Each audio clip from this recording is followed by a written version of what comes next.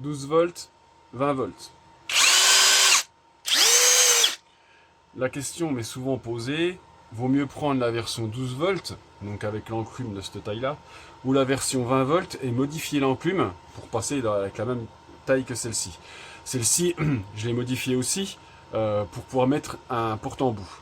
Après Lidl a fait une variante, c'est-à-dire qu'au lieu de mettre une enclume comme celle-ci, ils ont mis avec les embouts pour mettre les embouts de 1/4. Au lieu de mettre comme ça s'appelle, une enclume comme ça aurait fait une machine qui fait les deux en même temps. Enfin bref, c'est du marketing. Donc là, on va regarder ensemble si ça vaut le coup d'acheter la 12 volts, qui est pour moi tout aussi lourde que la 20 volts. Il n'y a quasiment pas d'écart, hein. Elles sont lourdes les deux quand on met une batterie de 4 ampères. Franchement, vous savez quoi, on va regarder le poids qu'elles font. J'ai envie de vous dire, quand on les a dans les mains, on sent pas trop la différence. Là, on a 1,6 kg. Et là, 1,350 kg. Ouais, la différence n'est pas flagrante. Nous allons prendre 2-3 petites vis. Oui, je sais, j'ai pris un truc un peu rose, mais c'est pour éviter qu'il y ait plein de morceaux de merde sur mon établi. Donc là, j'ai pris de la vis. Normalement, c'est de la vis pour les fenêtres, il me semble ça, mais bon. C'est pas grave, moi ce que je veux c'est qu'elle force et qu'on voit un petit peu la différence entre les deux machines. Donc ce que je vais faire c'est que je vais commencer avec celle-ci. On va commencer avec la 12 volts. Puis on va voir si elle est capable de serrer, d'enfiler cette vis pas trop difficilement. Alors peut-être normalement il est nécessaire de faire un pré-trou. Je vais essayer de ne pas en faire, voir si ça marche ou pas. Ouais, c'est bon.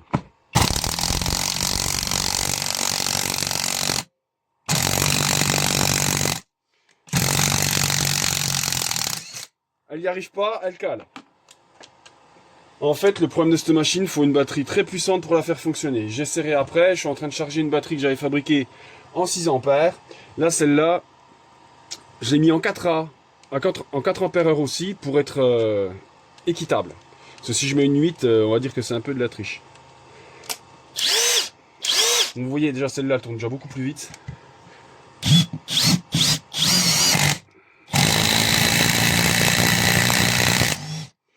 Bon, le résultat est sans appel, pour la simple et bonne raison que j'ai explosé la vis. Donc il n'y aura pas de nouveau test avec cette vis là. J'en ai une plus courte. Donc là, avec les batteries de même capacité, à savoir que la petite elle fait 300 newtons. Celle-là, elle en fait 226.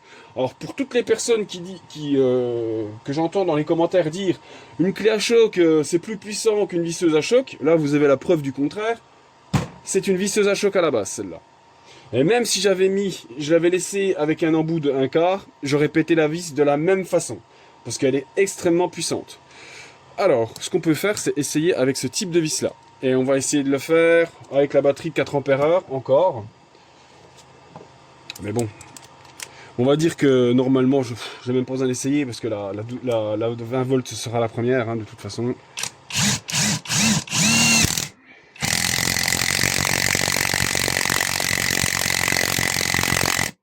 Vous voyez, elle s'arrête, elle cale, elle n'y arrive pas. Ah.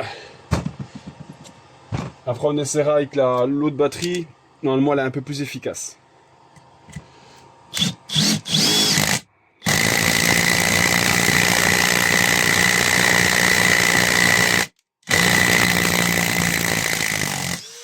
Alors, pour tous ceux qui disent que la 20 volts elle n'est pas efficace, franchement, c'est une tuerie cette machine. Franchement, elle est ultra efficace. Là, je vais essayer avec une 6 ampères heure, mais je suis pas sûr qu'elle soit chargée à fond.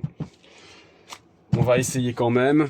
Donc en fait, j'ai rajouté une rangée en dessous et pour augmenter la capacité. Et normalement, elle tape un peu plus fort. Parce que là, cette machine est extrêmement gourmande et la batterie de 4 ampères heure ne suffit pas pour alimenter la machine correctement. Donc la capacité et la puissance de décharge des batteries, c'est très important pour faire fonctionner une machine correctement.